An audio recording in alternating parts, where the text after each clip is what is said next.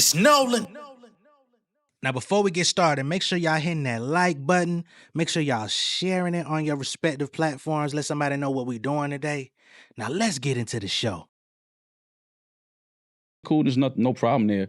But I see what's happening now. And I think that's where Drake felt like he didn't lose the battle. The battle lost him. He stepped away from like, oh, this is a... Take it as a warning. I've been sitting dormant. Took a break from booking my performance. Young Nolan was on it once upon a time.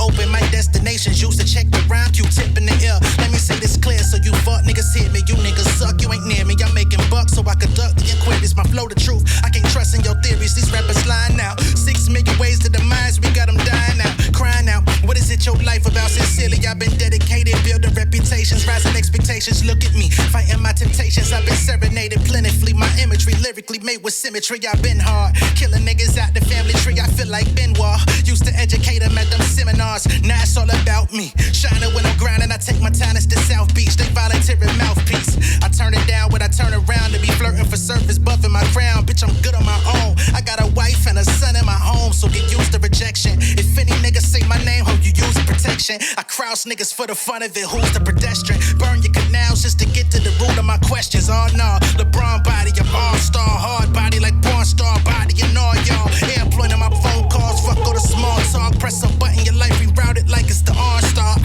If you been yearning for the real, y'all should have been said it. These cowards would have been dead. Let my win set it. I'm not gonna say he rap better than Drake on Not Like Us versus Family Matters. No fucking way. I like humor, but you like humor unless you're using Pox and Snoop's likeness. That's not humorous to me. That's respect. I don't find disrespect humorous. Wait, hold up. You don't find disrespect humorous? You DJ the Papa. That was based on disrespect. Was it? What? All you niggas was shaking y'all asses on that Amazon stage. I rebuke that in the name of Jesus. I don't shake my ass. I saw you shaking ass. You had a 2-step behind the turntable. We're not doing that. Yeah, but that's not gyrating ass. Do you think that there was a mole, or do you have confirmation that there was indeed a mole? A mole indicates espionage. Explain. And spell it. What, espionage? Yeah. Maul, you posted a red button, as well as Drake on his story. Do you think the Dave Free bar was the nuke that Drake thought it was? What was everyone's reaction to the Dave Free bar? Comedy. Maul, do you think domestic abuse allegations are too far in a battle, especially if they're unproven? Maybe, yeah. Do you think Drake is a... By definition, no. Drake was the aggressor. He was doing a lot of taunting, a lot of memeing, him and Maul in collaboration, doing all of the extra. Media manager? Get that nigga. Yeah. Get that nigga. You come off as very delusional. Yeah, I love that I come off delusional because I know exactly what the fuck I'm saying and why I'm saying it. What's going on, beautiful people? It's the kid J Nolan here. Welcome back to another episode of Inside the Industry, your number one source for music, entertainment, commentary, and breakdowns. Hope everybody's doing well out there on this Friday. Y'all know what we here to talk about. Y'all saw the intro. Yes, the DJ Head versus Maul debate / deposition. As y'all can see, Rory and Damaris, they had court attire on. These motherfuckers looking like court reporters and attorneys and paralegals. They got pen and pad out. Like, this shit was a full deposition, a 2-way deposition. Okay, we got y'all the intro there to set the stage with some things. I'm not going to talk about the entire conversation. It's 2 hours. So there's a lot to unpack there if you care to go check it out. I know a lot of y'all would rather not go on Rory and Maul's platform to go see it for yourself. But it's way too much for me to cover in this video. I'm not going to sit here and react to the play-by-play. We're not going to do that. But what we are going to do is pull up a few select clips that people are resonating with online. As y'all saw in the very beginning, you had Maul saying... Drake didn't lose the battle lost him. He out here sounding like Drake. I didn't hide my kid from the world. I hid the world for my kid. Okay, nice play on words. But the audience is not dumb. Okay, well, some aren't dumb. It's a lot of dumb motherfuckers out here. I'm going through it right now on Twitter. They mad at me right now. Nonetheless, there were a few interesting talking points, right? They talked about first person shooter and, the so-called invitation for Kendrick to be on that record, in which he allegedly declined. DJ Head said he can't confirm or deny that conversation ever happened, and he feels like if the plan was ever for Kendrick to get on that record, which is kind of the current piece that starts this. Everything starts back at Control or around Control era. But the current impetus of this begins at first person shooter. He feels like if it was the plan for him to get on that record, he would have got on it. Okay. So Maul basically says, nah, I don't think he would have got on that record because he already had conspired his plan of action. And he already knew what exactly he wanted to do. So getting on that record to collaborate with Drake and J. Cole on that song would have completely fucked up the plan that he had. Basically saying, that like that verse or whatever that ambush was going to look like, Kendrick had already plotted it in his mind that this is the direction I'm going. So fuck you niggas, right? That's Maul's perspective of the situation. There's been a lot of talk about whether or not he was supposed to be on that record, but I don't think I've heard Punch talk about it. I don't think I've heard DJ Head talk about it. Nobody from Kendrick's side has actually confirmed that happened, but we do know that Kendrick said, surprise, you wanted that feature request. So all roads do lead back to some sort of conversation around that first person shooter happening, but it was never confirmed that he was going to do it. I think it was outright either a no or a no response type of thing. Okay, so that kind of kicks off the direction of the conversation. From there, we get into the like that verse, and they asked when like that came out, and that bridge between like that and push-ups coming out, how DJ Head and Maul basically had it on their scorecard. Both of them pretty much agree that the scorecard didn't begin until push-ups came out. So like that, although it set the stage and it created the talk and it created the environment for a battle to take place, they basically say that it's not part of the battle. It's more so the invitation to battle, which I think is a fair assessment, but I still feel like it was a hell of a slap in the face. You know what I'm saying? And by the time you get slapped in the face, there's a fight. The fight came to you before you knew it was a fight, but it was a fight. You know what I mean? You got sucker punched. You got slapped in the middle of the motherfucking hallway when you thought you was walking to class. The fight is already here. You didn't go looking for it. It came looking for you. Okay? They talk about push-ups. They talk about, Drake and his pretty predictable angle of always using women in the battle. If there's a woman or a group of women that are important to you, he always tries to exploit them as a means for an angle in battle, right? With some bodyguards like Whitney, they discussed that line directly. At that point, I believe that both DJ Head and Maul pretty much also agree that there was some form of a conversation. DJ Head says he can't confirm that happened, but they kind of came to some amicable point of like, if that happened, this is probably how it went in terms of them discussing what was going to be safe, or not even like going through the rules, but just being like, okay, how do you want to approach this? Do you want to keep it, keep it rap, or are we playing dirty? Right? And I believe Kendrick basically gave Drake the notion of, let's just keep it above board. Let's keep it hip hop. Let's keep it rap. Let's keep it clean.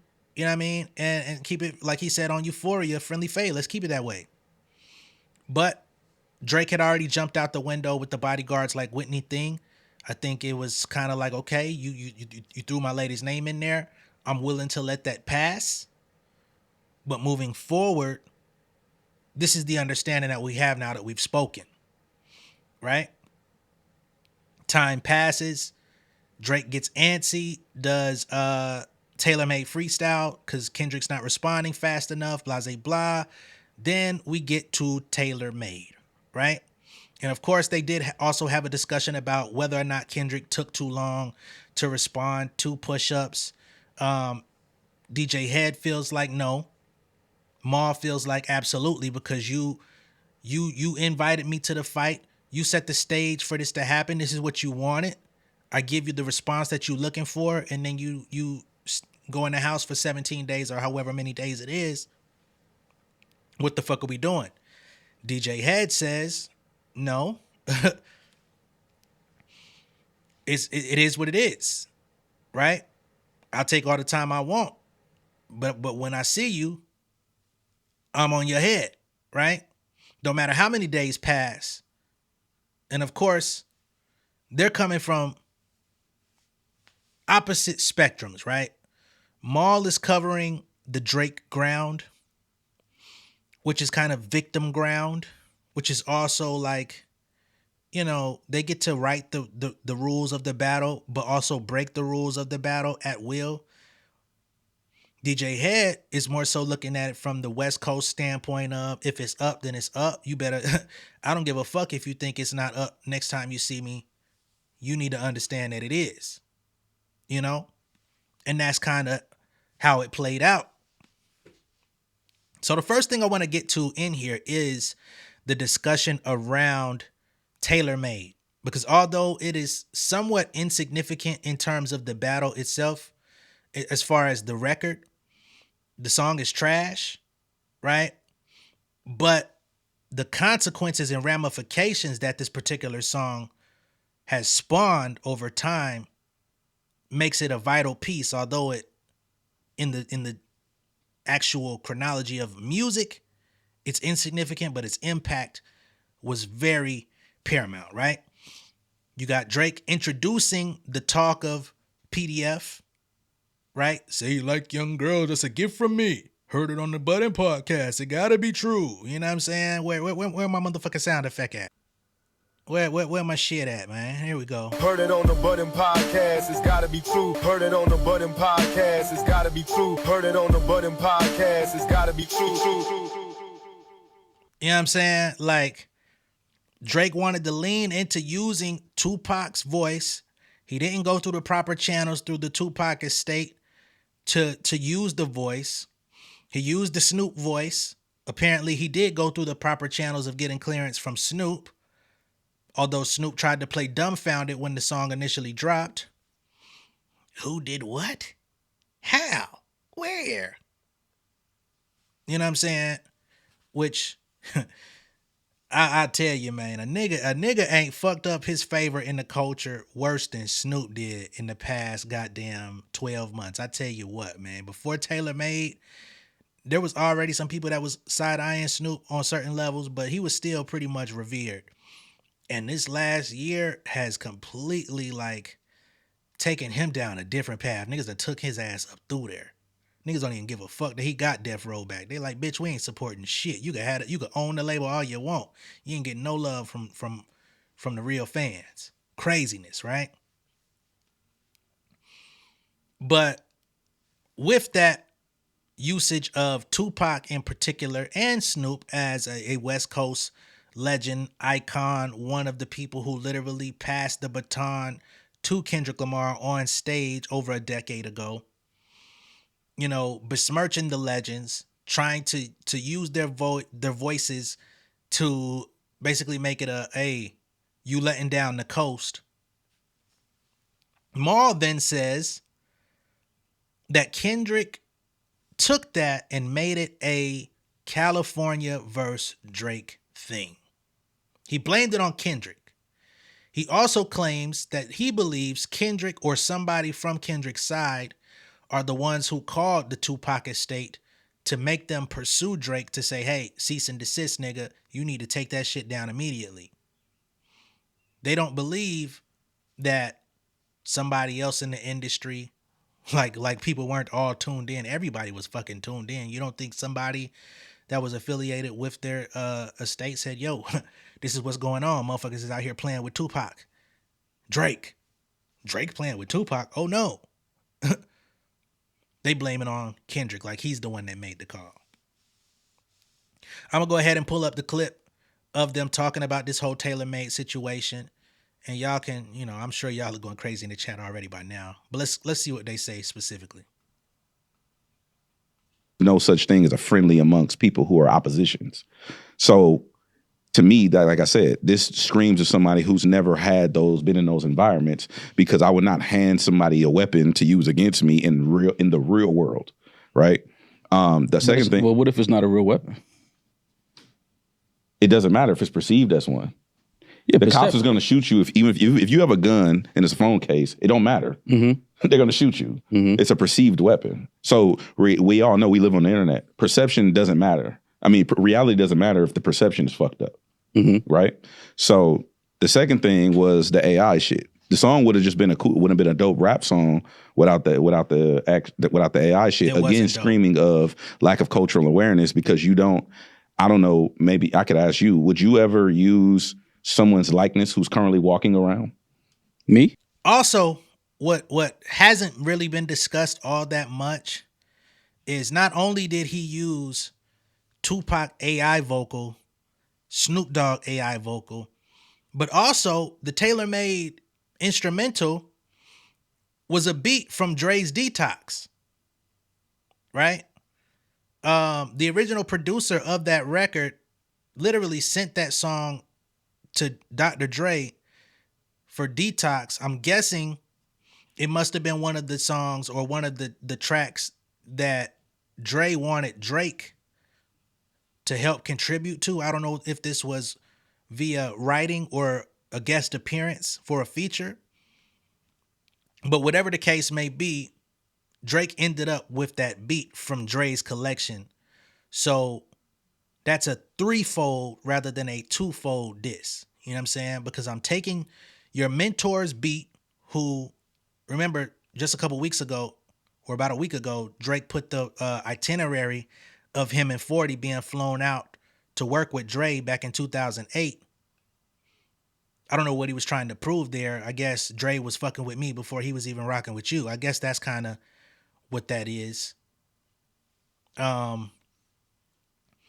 But whatever that was, clearly he's still holding on to it. So I'm going to take this Detox beat as a jab at Dre. I'm going to use Pac and Snoop AI, all three of your West Coast OGs, dead or alive.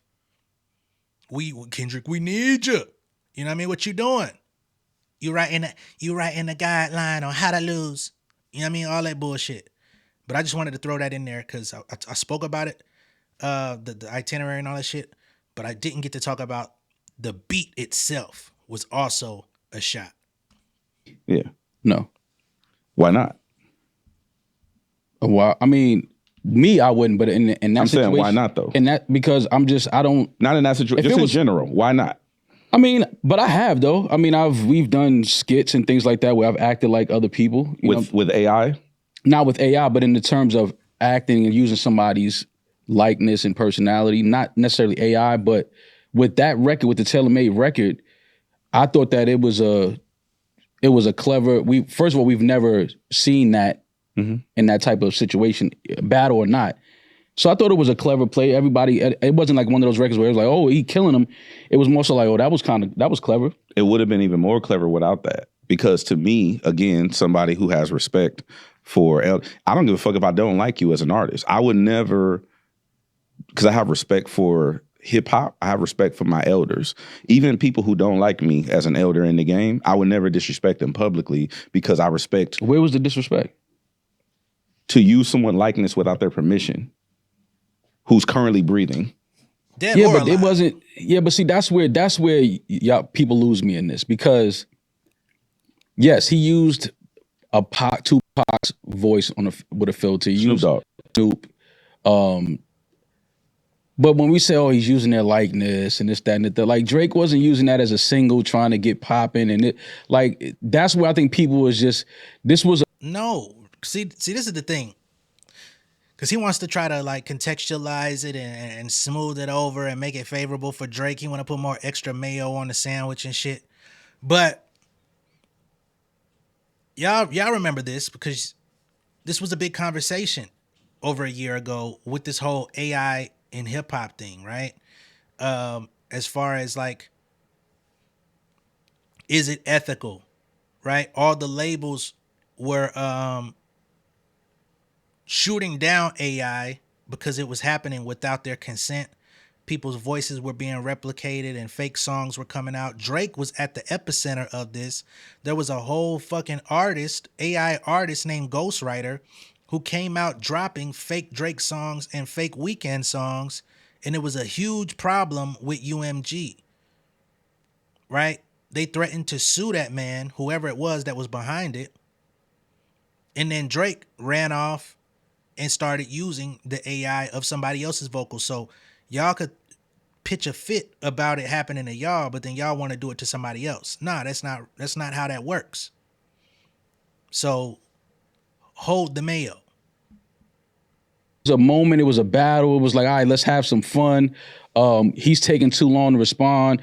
You know, what are some of the West Coast, you know, Mount Rushmores? What would they say in this moment to Kendrick if they could speak to him and get him in a room? I think that was Drake's mindset. Like, yo, we doing this or not, bro? Like, you know what I'm saying? Like, you jumped out there with the verse. Let's do it. Like, I'm fresh off tour. I'm in the studio. I'm not sleeping. I'm up. I'm ready for this moment. Like, what are you doing? And then obviously, you know, the record came out. Somebody made a call to an estate. The estate said, take it down, delete the song. Okay, cool, no problem. It wasn't that serious of a song. I'll delete it off my Instagram or wherever it was living at. It wasn't that deep. So that's why I feel like when people are like, oh, he used, you know, Pac's likeness or he used Snoop's likeness and this, that, and the third. And it's like, bro, it wasn't that serious though. He wasn't trying to make a living off of this song and publish it and push it out to the mat. Like, you understand what I'm saying? So when people carry it that heavy, I'm like, bro, this was a battle, bro. This was like a little intent, like, yo, what's up, fam? Like, I'm here, I'm outside, I'm waiting for you. Like, what you gonna do? Like, I agree with you. But to me, even your rebuttal screams to me that you don't understand. That's disrespectful. Where we come from. Where I'm from, that's disrespectful. It doesn't matter what the use case is. You don't violate the elders or the OGs. Where was the violation at, though? Why did they tell him to take it down? If it wasn't a violation, why couldn't he hit Snoop and say, hey, come rap on, come, hey, you know me and Kendrick, we in a battle right now, but I need you to rap on this track with me. You know what I'm saying? I got the verse already written for you. I know you ain't got no problem with niggas writing your shit. We heard you. Just rap this verse for me, man. You know what I'm saying? I'm going against Kendrick though. You feel me? I know that little homie. I know you was on To Pimp a Butterfly, but do it off the love. You know what I'm saying? Why you ain't call Snoop that way? Why you ain't call the Tupac estate and say, hey, I got this grandiose idea. I know y'all love Kendrick Lamar, but I'm finna diss his ass using Tupac vocals. Will you clear it for me? That's the violation. And, you know, unfortunately, DJ Head wasn't in a mind state to articulate that in that moment, which I totally understand. In the middle of content creation, sometimes your talking points don't necessarily always come, or you may skip something and wish that I wish I would have said that. But the video and shit is already over with. But I wish he would have had the opportunity to convey that to Maul. Because he used somebody's likeness and their tone and their inflections in their voices. So the violation is using someone's shit without their permission. Yeah, but again, you losing me because I get what you're saying. Yes, he used the AI, the voice, the filter. I get that part. But it's not like he used it and was disrespecting Pac or Snoop. And that's what I'm telling you. You don't see the bigger picture is. The bigger picture is those are West Coast artists. Kendrick is a West Coast artist. And this turned into California versus Drake. Not Kendrick versus Drake. No. That's the real situation. No, that's not what happened. That's exactly what Kendrick turned it into. That's not what happened. Kendrick didn't turn it into California versus Drake. You DJ'd the pop-out show. What are you talking about? Who used whose likeness? So it was you and Amazon. Who used whose likeness? Drake and 40. So you saying are you saying that Dot conspired to have Dot? I mean, you saying Dot conspired to have Drake use those two West Coast legends, right? No, I'm not saying no. I'm not saying Dot had anything to do with that. No. Listen. You're saying that Dot turned it into California versus Drake. That's what 100%. But Drake used California first. He used it in a way of saying, yo, dog, you taking too long to drop your verse or your record, whatever you putting out. Okay. Like, yo, what's up, fam? I'm waiting. Like, this is what the OGs would say, or what I think the OGs would, if they could get in Kendrick's ear, like, Kendrick, we need you, West Coast savior. All of that, like, that was just fun shit. That was part of the moment. But to then have the estate, whoever called the estate, I don't know who called the estate, Tupac estate. You know what's funny to me is Maul rang off that intro line off of Tailor Made very easily, but in their debate, that nigga said he can't remember not one bar from Euphoria. From Euphoria, he can't remember not one bar. But he could ring that one off of the tongue fluidly. Crazy talk, man. Who has to call anybody? I'm just saying, somebody Can made a somebody call. use Rory and Maul and to do stuff without y'all permission? They do it all the time on Hell YouTube. no. No, that's not what I'm asking you. Are you cool with people using Rory and Maul?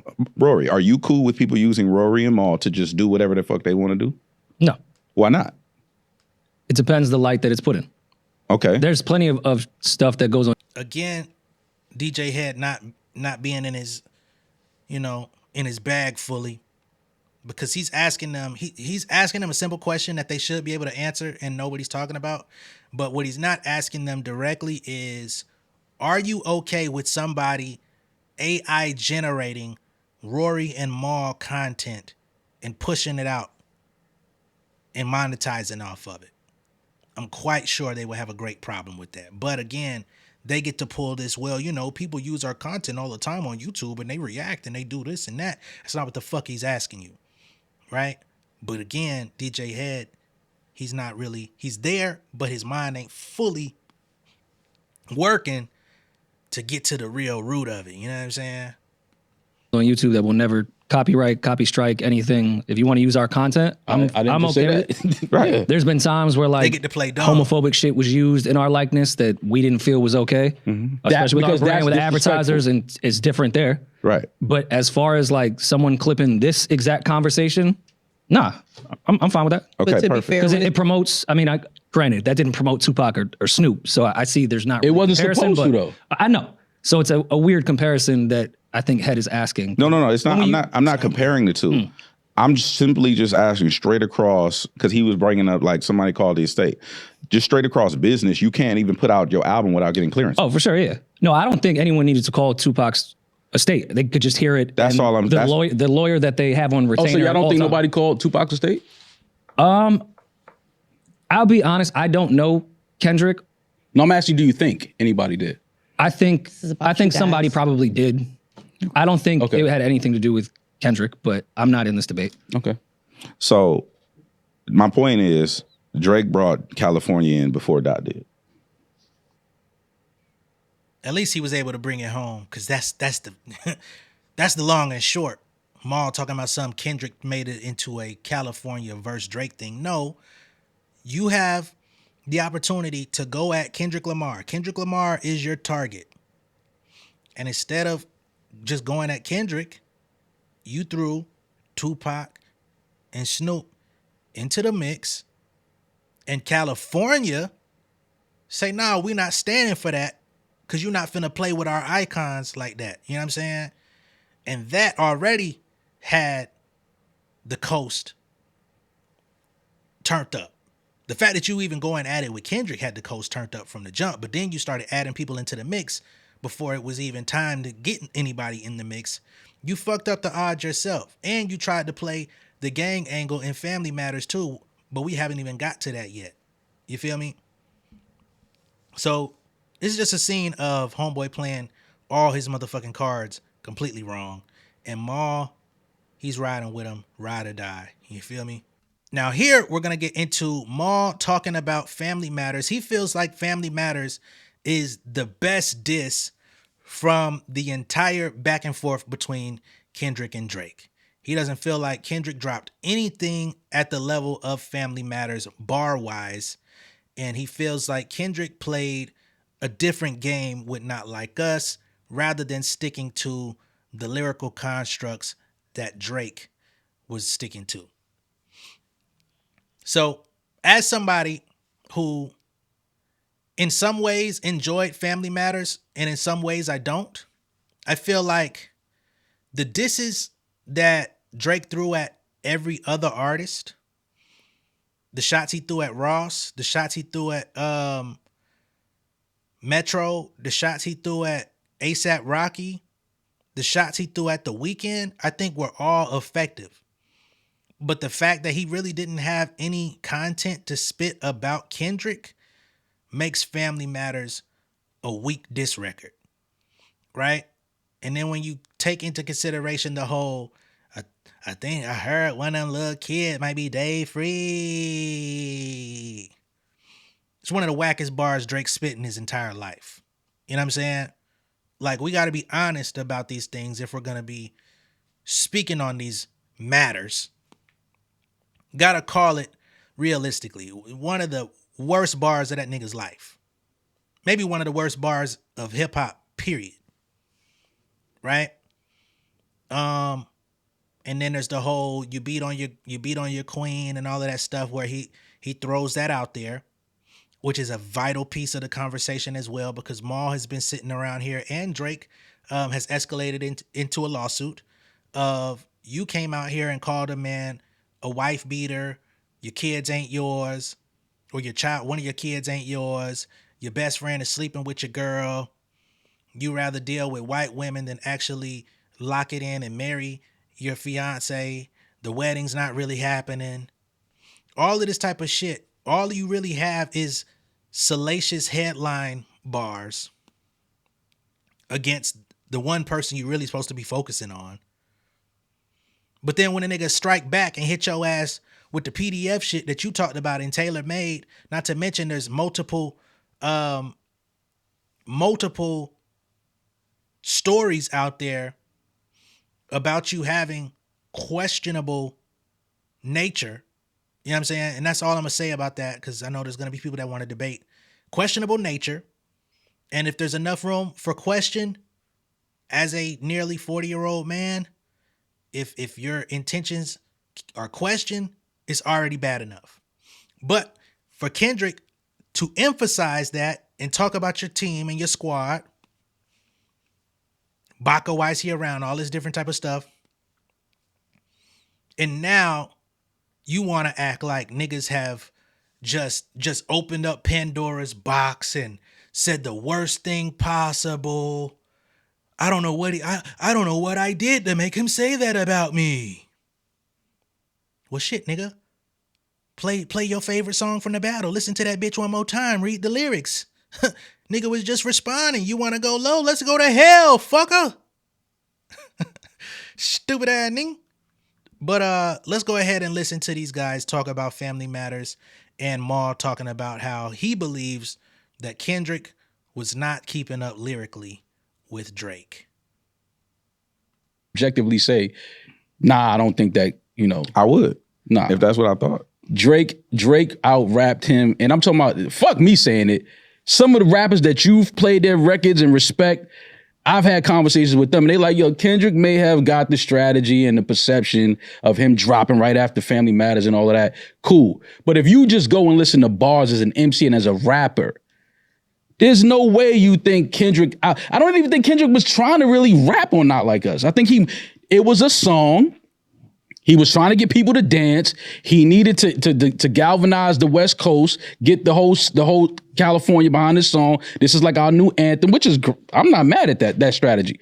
But we're not going to say he rapped better than Drake on Not Like Us versus Family Matters. No fucking way. Okay, so Maul, bringing that up, when you're referencing that and everybody else that you're referring to, are you talking about just Not Like Us versus Family Matters? Or are you talking about Kendrick versus Drake in the entirety of all of these songs? Because also at this point, Family Matters was really against Meet the Grams in that situation. I think Family Matters and Heart Part 6, Drake is rapping better than anything Kendrick put out during that moment. Heart Part 6 is a heap of dog shit. Head? Just rapping. Absolutely. I aspire to have this level of... He's still on impact of a song. He's talking about a song. I'm talking about bars. No. I'm talking about lyrics. I'm talking about rhymes. I'm talking about rap. And Not actually, Like Us, the production is not even dope. Okay, so Maul, you keep bringing up Not Like Us. Head, what do you think that Not Like Us is Kendrick's? What? This nigga said Not Like Us production is not even dope. That Not Like Us is like the beat of the motherfucking millennium. No, it's not. It's not just Blaze level. You know what I'm saying? It's not production gymnastics. It's not the hardest beat to make. But off of vibe and feel and groove, nigga, we ain't even gotta play the song. Nigga, turn the beat on right now. Niggas is gonna rap that song word for word. And it's gonna be 20 minutes of freestyles. Run that bitch back. We finna do 20 minutes of freestyles on this Not Like Us shit, nigga. I'm finna bar up on your ass, nigga. So let's not say that Not Like Us don't got dope production, nigga. Are you stupid? Nigga, that shit was played in the clubs the same night. How you gonna say the beat ain't hitting? This is why DJ Head called your ass delusional. Best rapped song in all of this battle? Which one would you pick out of all of them? Euphoria. Thank you. Okay. I don't even remember that song. It's probably a lot of bars too. Confusing. No, it's just like when you open a bag of chips, it's a lot of the air at the top and there's a few chips in there. Air. But we ain't gonna go back to that. I'm sorry. I was just at the show. Nigga, 40,000 people rapping that bitch bar for 6 minutes. Tell Drake when he book his next show, go out on stage, run Family Matters. Let's see if 40,000 people rap that shit bar for bar. And I'm not saying that Family Matters ain't gonna get a crowd reaction. I'm just saying, show me 40 to 50,000 motherfuckers rapping that song bar for bar. The way Euphoria and Not Like Us get people going. I'd love to see it. Since people ain't coming back to Euphoria, I witnessed it in my my own eyes, ears. I smelt it happening, motherfucker. Clearly people went back to it because they knew that bitch word for word, Crody. Head, you being the Coast Guard and having some relationship with everybody in that camp and around that camp, what was everyone's reaction to the Dave Free bar? Comedy. It was just They didn't take it serious. It was like that's the well, actually there was two reactions. One from the front facing standpoint, like that we all had internally, was like that's not even a good attempt. Like that's like a lazy attempt at something. And then the second thing was from the homies. What about Kendrick saying you have a daughter? Yeah, that wasn't a lazy attempt? You might not want to open that bag up. That wasn't a lazy attempt from Kendrick? Saying that Drake has a daughter that he's hiding? I don't know. Do we have one? You don't know if that was a lazy attempt? I'm asking you, do you think that was a lazy attempt? No. You don't? Why? And do you think Drake is hiding a daughter? Hiding is a verb. Okay, do you think Drake has a daughter? You are hiding your opinions. Yeah, do you think Drake has a daughter? I think it's possible. Okay. You think it's possible that you think that Drake has a daughter? Now, what the silence on that initially told me is DJ Head is like, I'm privy to some information, but it's not my place to let it out.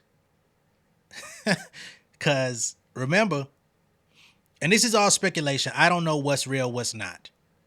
But I remember when this shit popped off, it was niggas out on the West Coast that was Kendrick's homies. They were pretty confident that there's definitely a daughter and that they was definitely at the 11th birthday. And that little girl who came out, the little actress, that ain't who they was talking about. Okay? There's people that still try to throw that girl's image around. Hell, even her mama, even the girl's mama still be feeding into the Drake shit. But that's not the little girl that they was talking about. That's all I'll say. Anything outside of that, I don't have any information. Do you think it's possible Drake has a daughter? I think it's possible he has one. Okay. I mean, I don't particularly care to get into Kendrick's personal life with his girl, kids, and his business partner. But do you see Maul's point in some degree that saying Dave Free might be your son's father, I agree is lazy. And I thought if that was the nuke, that's odd because that's not, no one's really going to believe that. Even if for some weird reason it was true. The daughter thing, is that not lazy because Push already did it and we saw what that did and you're supposed to be light years ahead of any rapper right now and you're reusing the same strategy off something that can't be proven, whereas Push did it and it was proven. No, I get that point, but you also have to understand, like, the way I'm looking at it, and this is, I mean, you're not gonna believe me, but objectively looking at it, it's a Floyd Mayweather thing. Like, Dot has been counterpunching the whole time. He's not aggressed. The only time he aggressed is once it was already fully on. You know what I'm saying? So if you think about it, like that, he aggressed. What are you talking about? If you think about it, when you say, I will say, like that was aggressive, like, because first person shooter, it was out for months. Outside of the music video and it going number one, it wasn't like a ongoing conversation. The conversation about Kendrick being on that record was not out there. It was just a song that did its thing. The music video was very well produced. It had its moment, and then everyone moved on.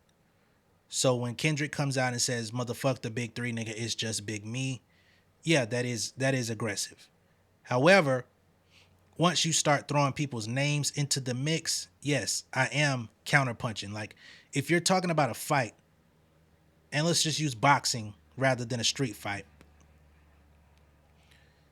the aggressor shifts, right? You don't come into the fight and one person is just the aggressor. Well, sometimes it can be, right? Just the aggressor the entire fight. But then you have moments in the round where one person is restoring their energy, they're blocking, they're maneuvering, they're parrying, they're holding, they're trying to recover, and this person is throwing the majority of the shots. They're trying to throw power punches, they head hunting and shit like that. Then the fucking paradigm shifts. The other person is now on the offensive, and now you're in a defensive position. So when you start talking about people being aggressive, it doesn't just reside on one side.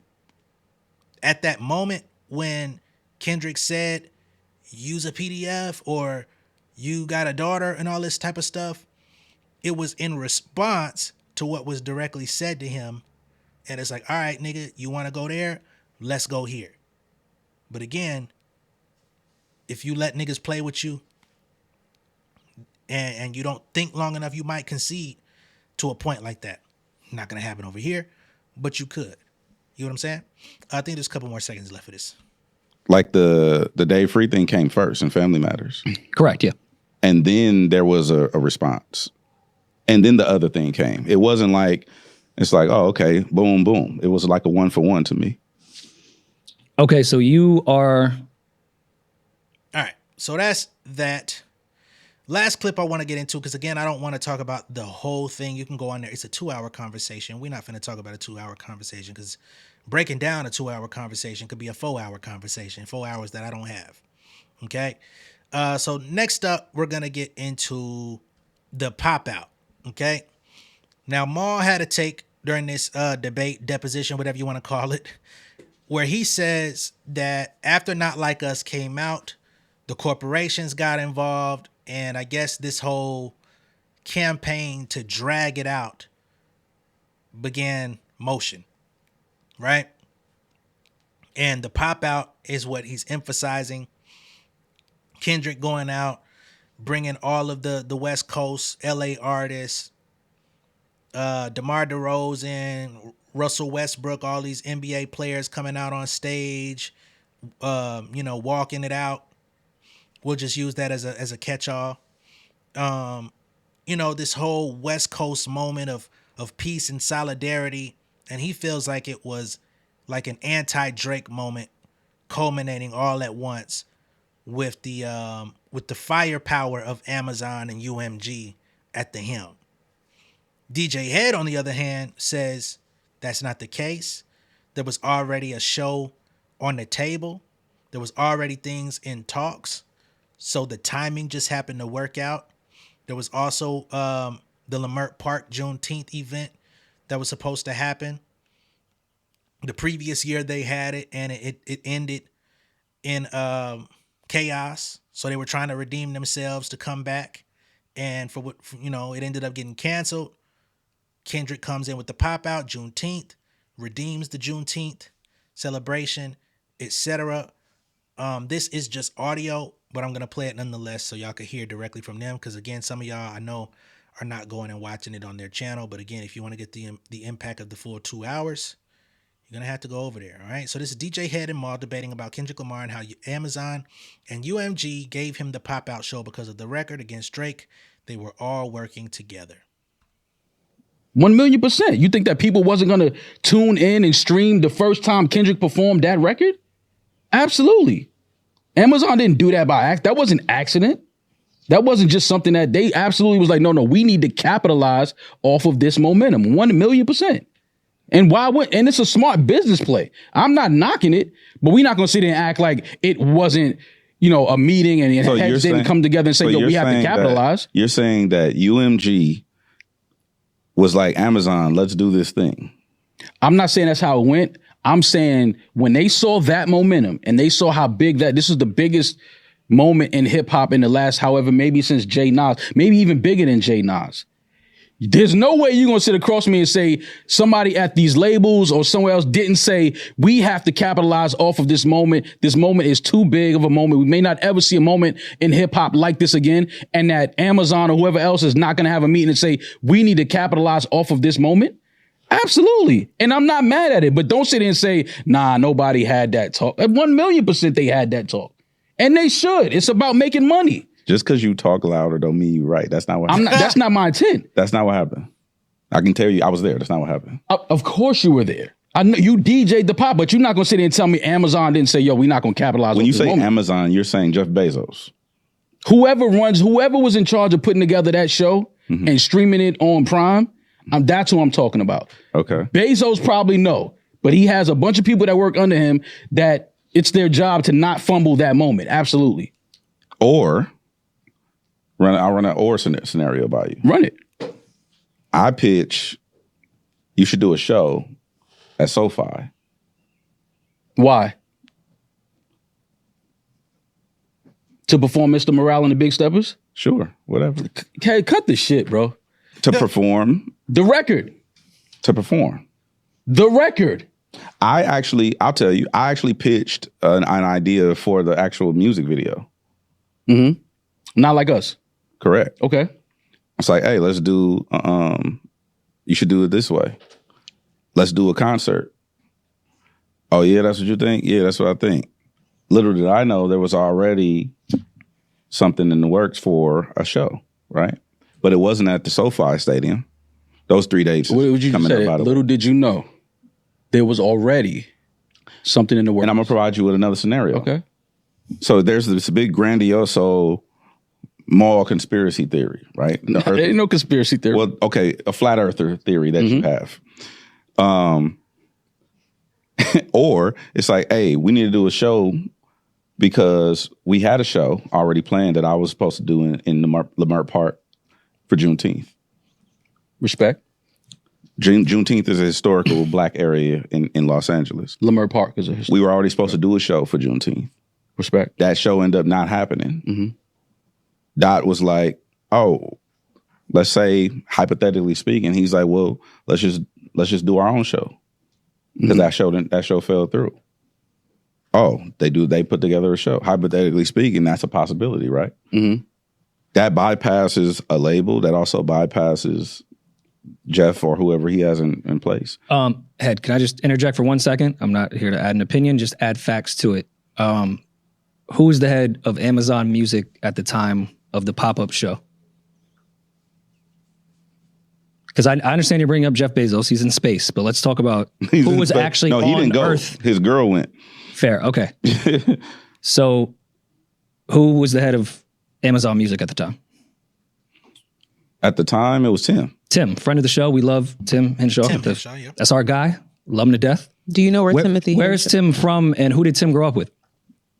Tim is from Compton. Who did he grow up with? What you mean? I don't know who he grew up with. Okay, fair enough.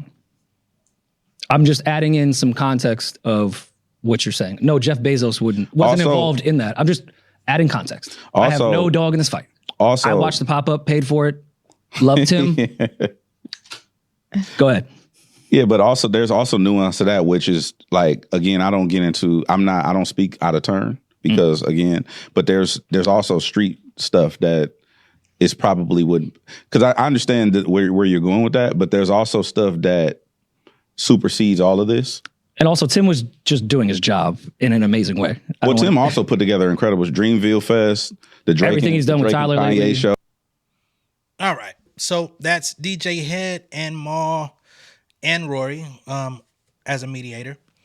Talking about the pop out, Amazon, and basically Maul feels like UMG and Amazon and Kendrick all came together to make this big show, be anti-Drake, shit on him, run Not Like Us up, create more commercial value for the song.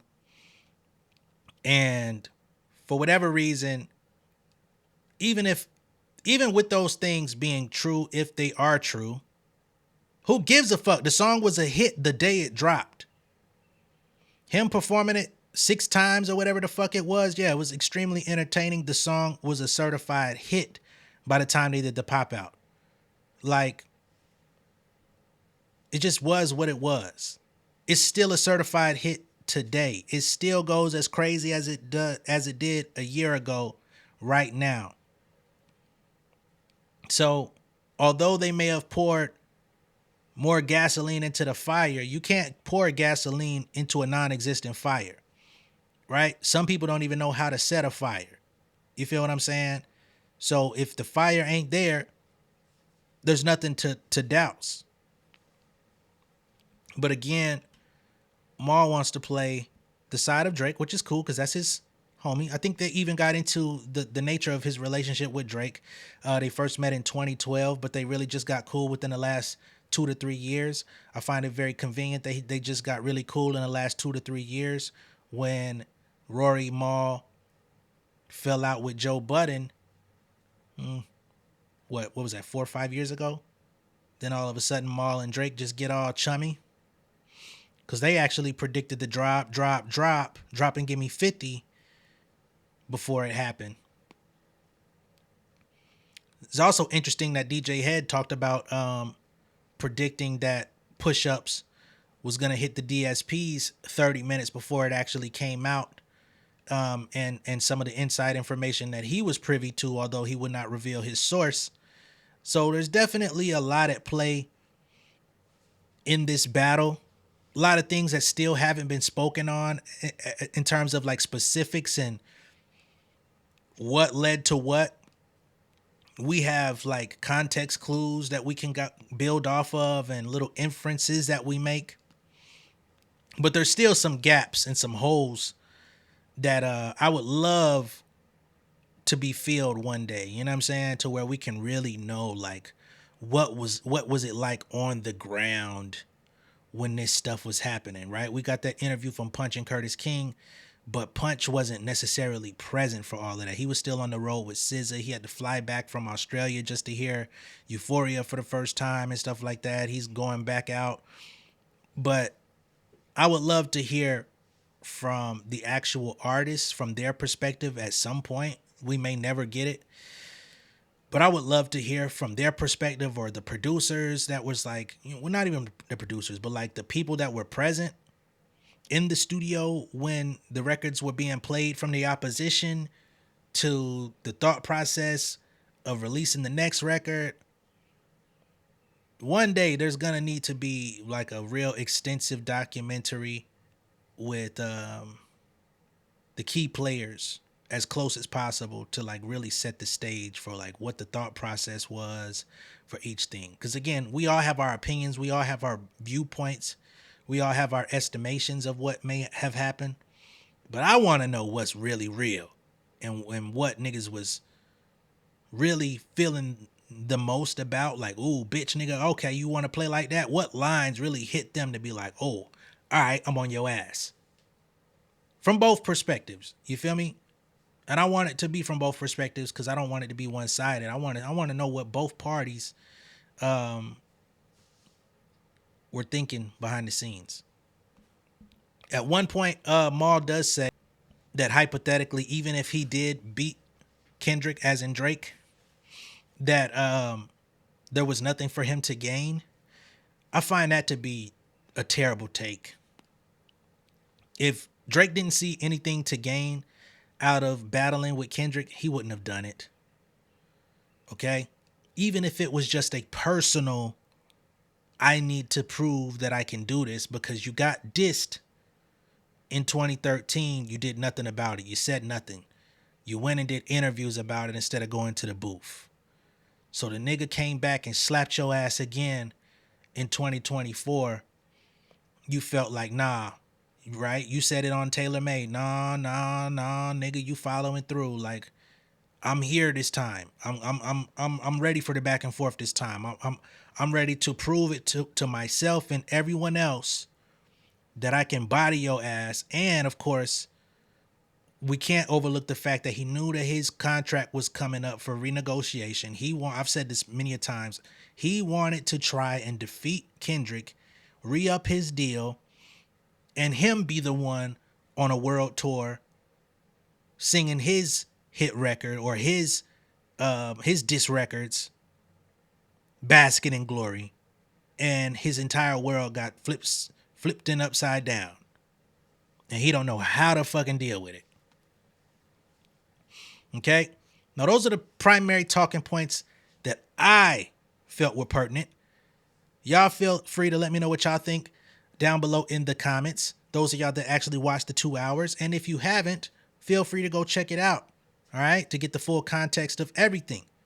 But once again, let me know your thoughts down below in the comments. Be sure to like and share this video. If this is your first time seeing me on YouTube, go ahead and subscribe to the channel, become an insider. I will catch y'all on the next one. Much love and respect, y'all. Peace. King of my city and cul-de-sac. Coming out swinging like soldier rag. Leading my people like quarterback. Boy, I study this shit, I'm an almanac. Had to get up and grind. Knowledge is booming, I'm here to apply. Came with the chip and the dip, it just single the mind. We finna do more than survive. I need my check. Spinning the block for the Gouda. We hitting the jeweler to flood out the net. We don't do beef for computers, I'm straight out the sewer. We come when you rest. Niggas be looking perplexed, so keeping my foot on their neck. No map, I trust my gut for the quest. With drama, I'm fully abreast. I was ready for years and they doubted me. All of a sudden, they tell me they proud of me. I been dropping these haters like calories. Cross them out, I came back with some boundaries. Stand for my honor, but too raw, no corner. Packing the stick with a drummer. Wanna catch my bad, won't fumble. I done came too far to be humble.